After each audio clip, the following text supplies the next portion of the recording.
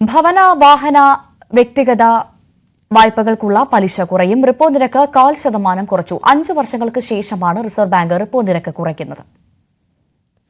ദീർഘനാളത്തെ കാത്തിരിപ്പിനൊടുവിൽ റിസർവ് ബാങ്കിൽ നിന്ന് ആശ്വാസ തീരുമാനം.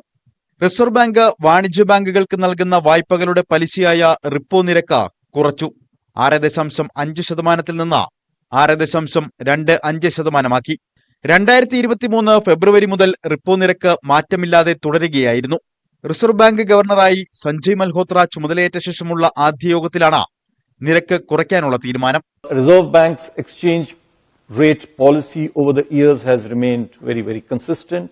Accordingly, our interventions in the forex market focus on smoothing excessive and disruptive volatility. ഭവന വാഹന വായ്പകൾക്കും പേഴ്സണൽ ലോണിനും പലിശ കുറയും. നിലവിലെ EMI നിരക്കും കുറയും.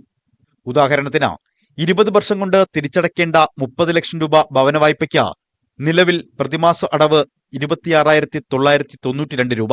പലിശ നിരക്ക് 9% നിന്ന് 8.45% പ്രതിമാസ അടവ് 26,551 രൂപ. 480 രൂപയുടെ കുറവുണ്ടാകും. ഉയർന്ന പലിശ നിരക്ക് സാമ്പത്തിക വളർച്ചയെ ബാധിക്കുന്നതും പലിശ നിരക്ക് കൂട്ടുന്നത് വിലക്കയറ്റത്തിന് വഴിവെക്കുമെന്നതുമാണ് ഇത്രയും നാൾ അഭിമുഖീകരിച്ച പ്രതിസന്ധി. ആദായ നികുതി പരിധി ഉയർത്തിയ ബഡ്ജറ്റ് തീരുമാനം ഗുണകരമായി.